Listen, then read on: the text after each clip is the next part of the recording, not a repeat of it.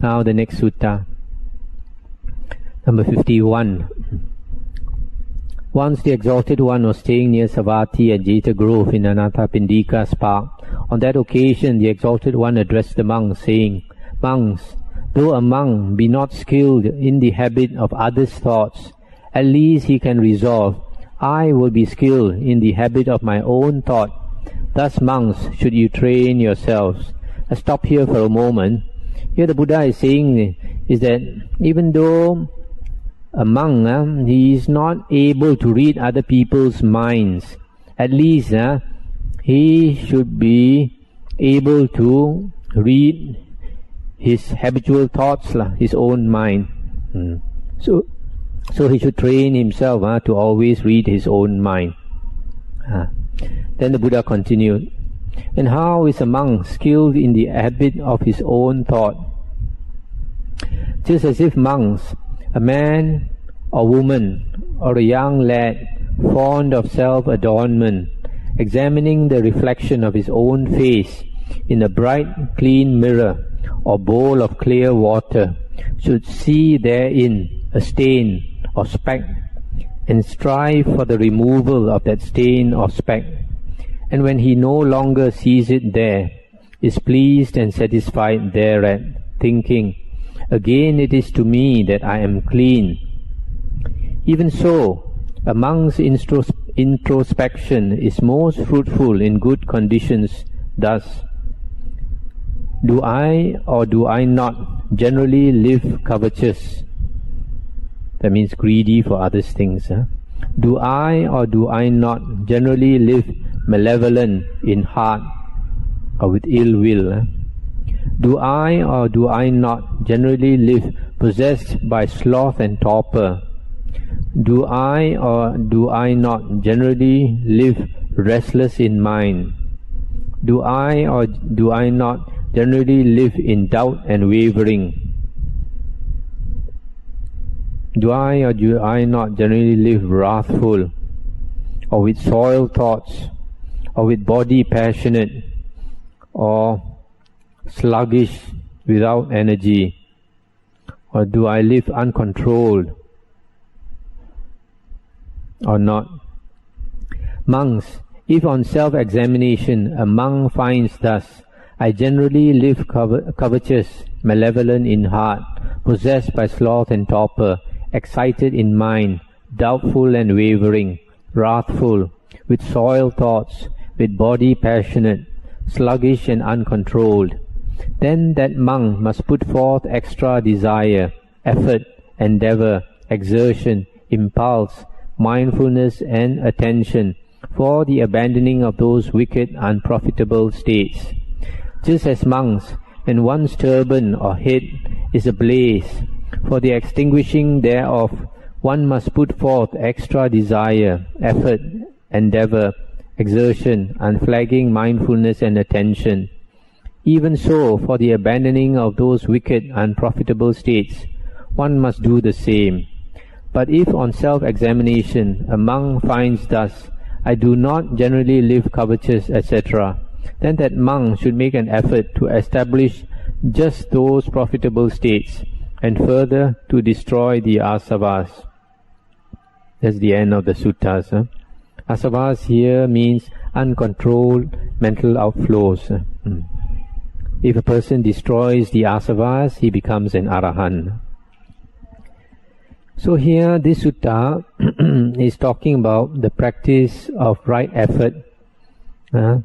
Practice of right effort, we are supposed to examine these qualities, those bad, unwholesome qualities inside us, we should get rid of and cultivate good qualities.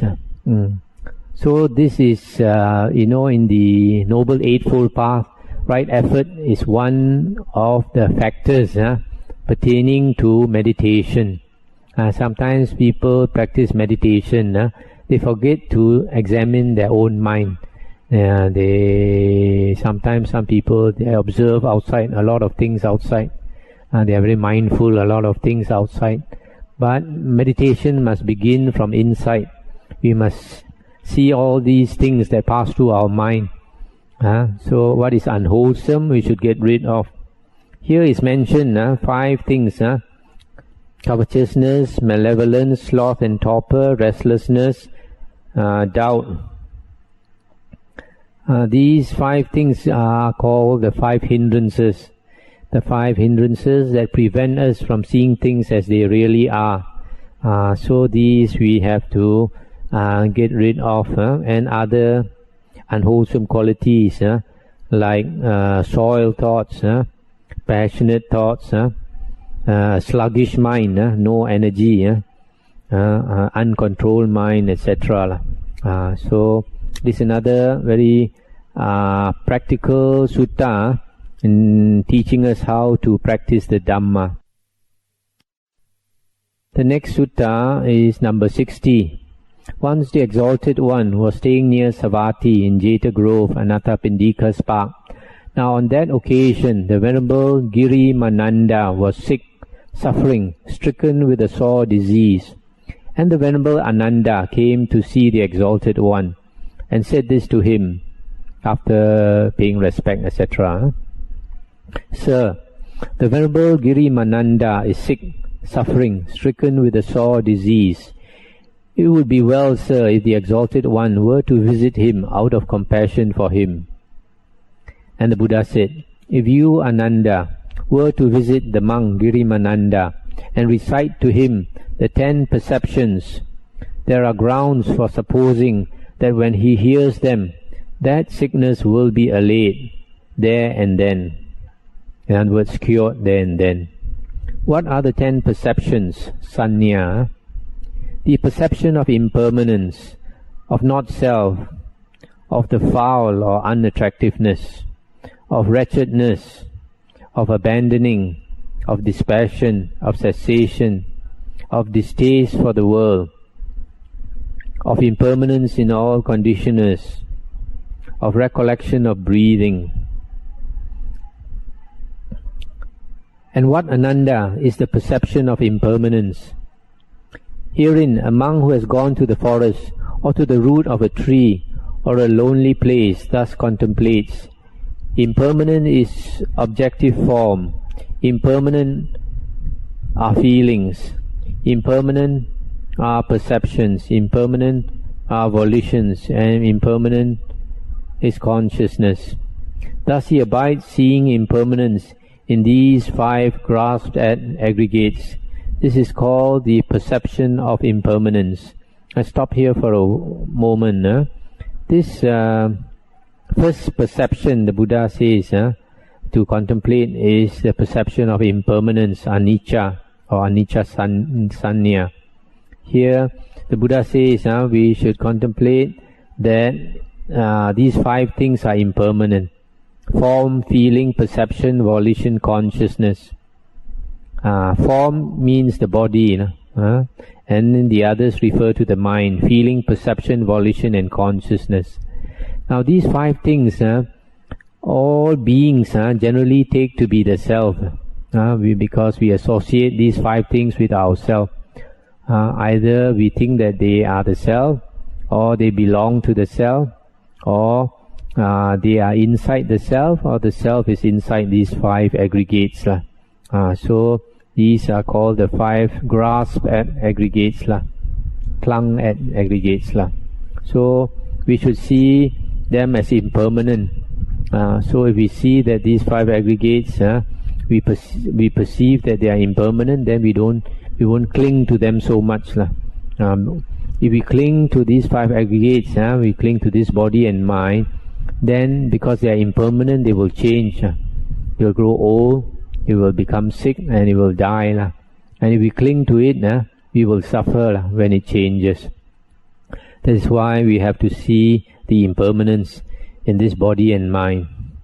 And then the Buddha continued, and what, Ananda, is the perception of not-self, anatta sanya?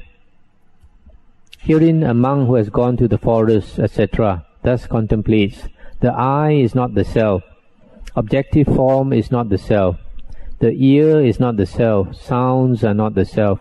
Nose and sense are not the self. Tongue and taste are not the self. Body and tangibles are not the self. Mind and thoughts are not the self. Thus he abides seeing not self in those 6 outer and inner bases. This Ananda is called the perception of not self. Stop here for a moment to explain. Here the Buddha talks about 6 outer and 6 inner bases. The 6 inner bases are the 6 sense organs. The eye, ear, nose, tongue, body and the mind. And then the 6 outer sense bases are form that the eye sees, sound that the ear hears, smells, taste, touch and thoughts. So we should perceive that the 6 inner sense bases and the 6 outer bases, sense bases, is not self, because they are impermanent. This anatta means something, means not self, and not self means self means atta. Self means that which is permanent, never changing. But everything in the world is changing. Everything in the world is impermanent. So there is nothing in the world that is self. Then the third one. And what Ananda is the perception of the foul or unattractiveness, asubha sanya. Herein a monk examines the body, upwards from the soles of the feet, downwards from the top of the head, enclosed by skin, full of manifold impurities. There are in this body, there are head hair, body hair, nails, teeth, skin, flesh, sinews, bones, bone, marrow, kidney, heart, liver, midriff, spleen, lung, bowel, entrail, gorge, dung, brain, bile, phlegm, pus, blood, sweat, fat, tear, grease, spittle, snot, all of the joint, urine. Thus he abides observant of the foul or unattractiveness of the body. This Ananda is called the perception of the foul or unattractiveness of the body. So this, stop here for a moment to comment. This is called the meditation on the unattractiveness of the body. Normally we are attracted to the body of the opposite sex because we see it as very attractive, because we only see the outer part of the body. As they say, beauty is only skin deep. When you go deeper than the skin, then you find all these things which are inside the body. And we contemplate these 32 things of the body, then we will find the body is not attractive as we thought. So if we practice this contemplation long, then when we look at a person, we are able to perceive not only the outside but also the inside of the body, and that helps us to cut lust, cut sensual desire for the body. And then the next one. And what Ananda is the perception of wretchedness, adinava sanya. Herein a monk who has gone to the forest, etc., thus contemplates, this body has many ills, many wretchednesses. Thus in this body arise diverse diseases, such as disease of eyesight and hearing, of nose, tongue, trunk, head, ear, mouth, teeth. There is cough, asthma, running nose, fever, feebleness, decrepitude, belly ache, fainting, diarrhea, griping or intestinal pain, cholera, leprosy, eczema, TB, tuberculosis, epilepsy, skin disease, itch, scab, scabies, jaundice, diabetes, piles, boils, ulcers, diseases arising from bile, from phlegm, from wind, from bodily humours, from changes of the seasons, from stress of circumstances, from the ripeness of one's karma, and also cold and heat, hunger and thirst, bowel movement and urination. Thus he abides observant of the wretchedness of this body. This Ananda is called the perception of wretchedness. Stop here for a moment. So here we can see that this body can gives us all kinds of wretchedness and all kinds of suffering from the many types of sickness that we can get. So we should constantly contemplate this. And then the Buddha continued, and what Ananda is the perception of abandoning. Pahana Sanya. Herein a monk admits not sensual thinking that has arisen, but abandons, restrains, makes an end of it, forces it not to recur. He admits not malicious thinking, harmful thinking, evil unprofitable states that arise from time to time, but abandons, restrains, makes an end of them, forces them not to recur. This Ananda is called the perception of abandoning. Stop here for a moment. So here, abandoning means examining all the wrong thoughts we have, abandoning all the wrong thoughts of sensual thoughts, malicious thoughts. Malicious means ill will, having ill will, and harmful thoughts. And the Buddha continued, and what Ananda is the perception of dispassion, viraga, sanya. Herein a monk who has gone to the forest, etc., thus contemplates, this is the real, this is the excellent, namely the calming of all conditioners, the casting off of every basis, the destruction of craving, dispassion, nibbana.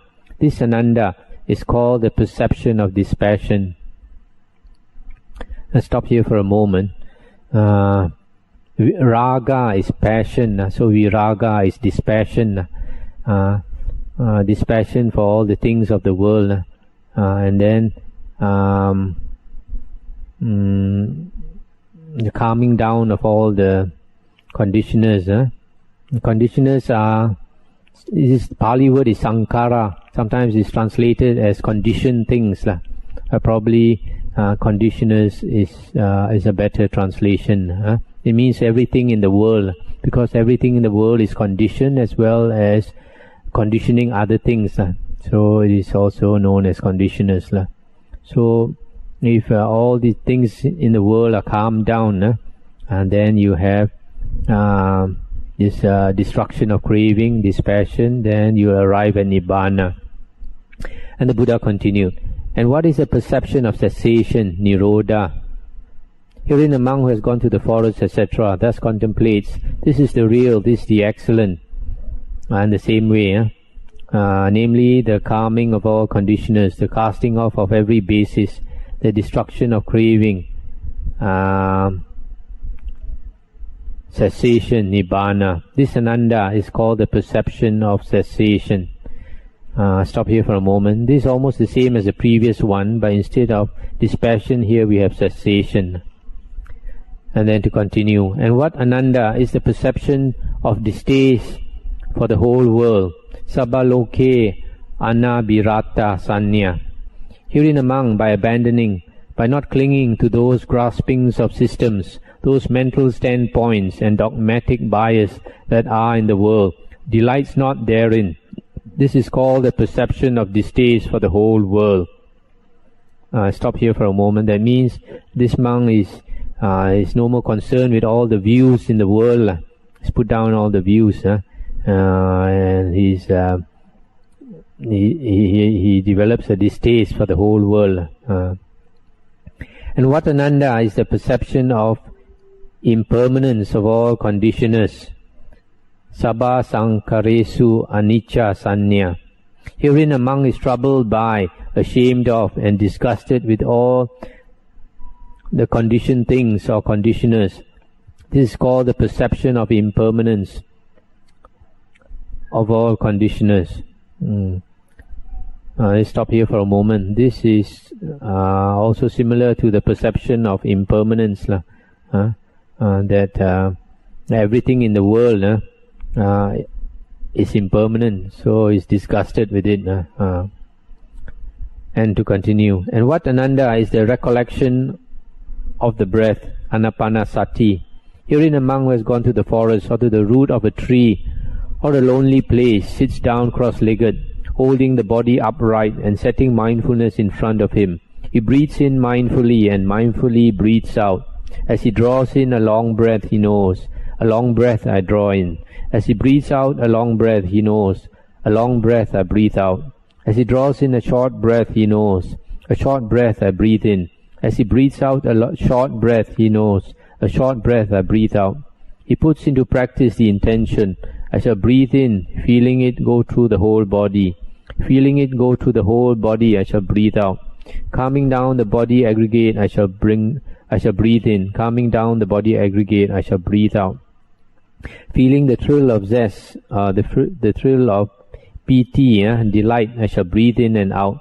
Feeling the sense of ease, I shall breathe in and out. Aware of all mental factors, I shall breathe in and out. Calming down the mental factors, I shall breathe in and out.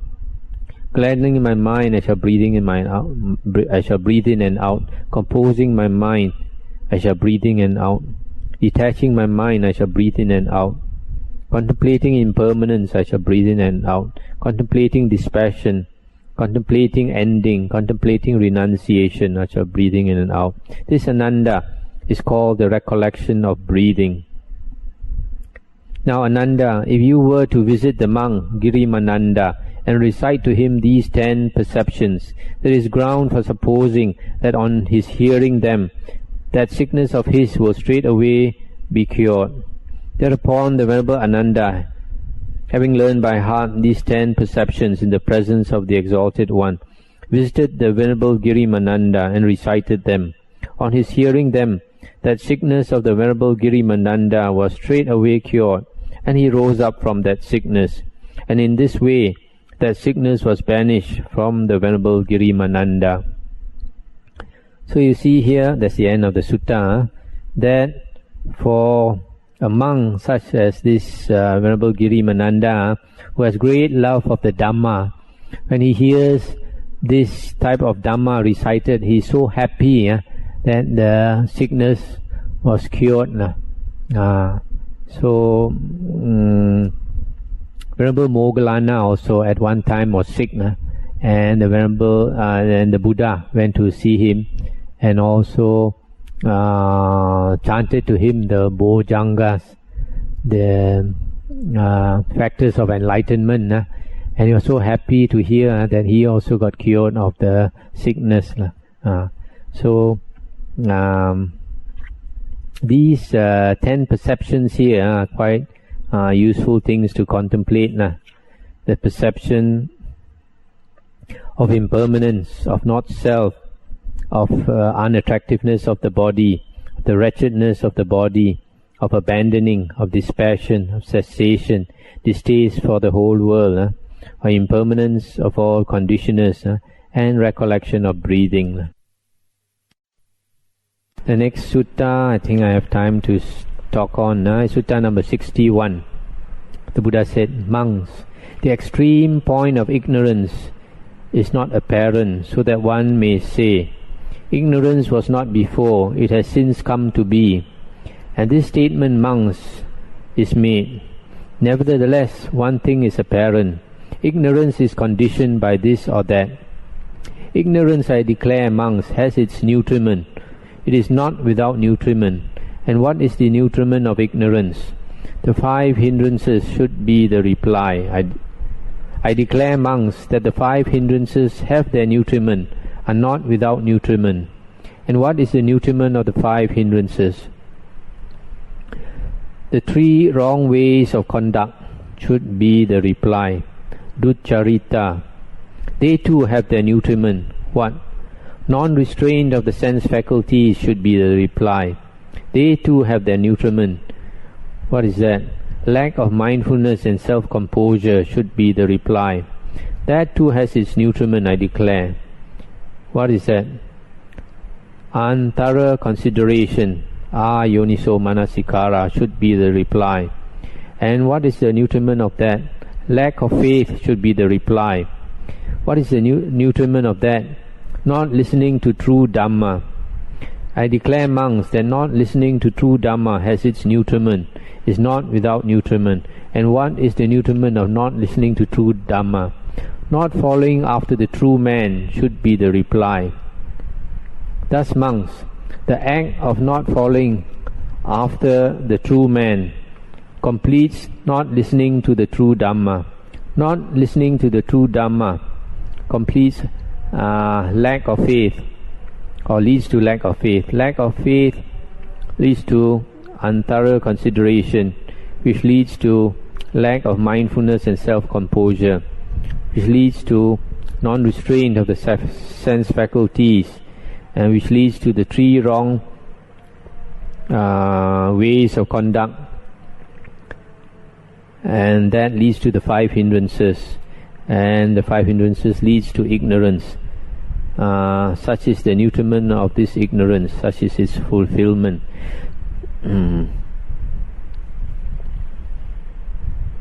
Just as when monks on a mountain, the rain falls in heavy drops, that water flowing down onwards according to the slope fills up the mountain clefts and rifts and gullies, and they, when filled up, fill up the little pools, and the little pools in turn fill up the big pools, and they in turn fill up the small rivers. They fill the large rivers, and the large rivers in turn fill up the sea, the mighty ocean.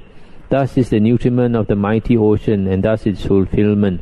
In the same way, monks, not following after the true man leads to not listening to the true Dhamma, which leads eventually to the five hindrances and to ignorance. Conversely, release by knowledge, monks, I declare, has its nutriment. It is not without nutriment. And what is the nutriment of release by knowledge? The 7 factors of enlightenment, Bojjhanga, should be the reply. The 7 factors of enlightenment, I declare, have their nutriment. What? The 4 intense states of recollection, Satipatthana, should be the reply. They too have their nutriment. The 3 right ways of conduct, and they too have their nutriment. Control of the sense faculties, and the nutriment of these is mindfulness and self-possession, and the nutriment is thorough consideration, and the nutriment is faith, and the nutriment of that is listening to the true Dhamma, and the nutriment of that is following after the true man. Thus, monks, following after the true man, when completes listening to the true Dhamma. Listening to true Dhamma completes faith. Faith completes or leads to thorough consideration, and that leads to mindfulness and self-control, and that to control of the sense faculties, and that to the 3 right ways of conduct, and that leads to the 4 intense states of recollection, and that leads to the 7 factors of enlightenment, and that leads to liberation or release by knowledge. So this sutta is telling us that if we want to practice and get out of samsara, we have to start by associating with a true man. A true man is one who understands the Dhamma, who understands the discourses of the Dhamma, of this Buddha. And if you listen to the teachings of a true man, you are listening to the teachings of the Buddha. And that, if you listen to the teachings of the Buddha, then you will have faith. And when you have faith, then you will cultivate this thorough consideration, yoniso manasikara. So when you cultivate yoniso manasikara, then you have mindfulness and self-possession, or mindfulness and recollection, and that leads to control of the sense faculties, and that leads to the 3 right ways of conduct, and that leads to the 4 intense states of recollection, and that leads to the 7 factors of enlightenment, which leads to liberation. So associating with a true man and listening to the true Dhamma and being able to listen to the true Dhamma is very, very important, because it leads us to have faith, and also it teaches us the way to practice the true Dhamma that will eventually lead us to liberation. So I think I'll stop here for tonight, and if you have any comments or questions, we can discuss. Anybody has any question?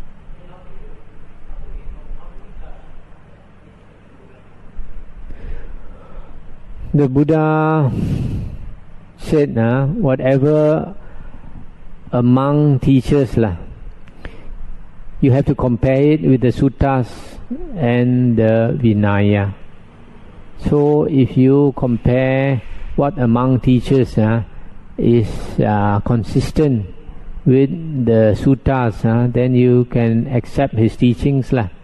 But if it's not consistent with the suttas, then you should not learn from him. So the criterion is always the Dhamma. It is not the man himself, it is the Dhamma. Whether the Dhamma conforms to the suttas or not. So if you are not familiar with the suttas, you can't judge. Yes or not? You have no basis to judge if you are not familiar with the suttas. You must always have a foundation, right? If you want to build something, you must have always a foundation. So in the same way, you want to be able to judge a teacher, you must have that foundation of the suttas to compare with. So if you don't have that foundation, then it's just have to trust your luck.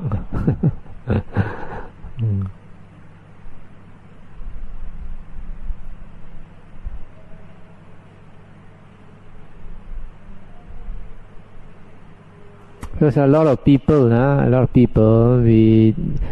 don't have that foundation to judge, so they follow a teacher for many years. If they are lucky, they follow a teacher for many years and they are not disappointed in the end. But there are some people, unfortunately, they can spend many years following a teacher. At the end of it, then they become very disappointed.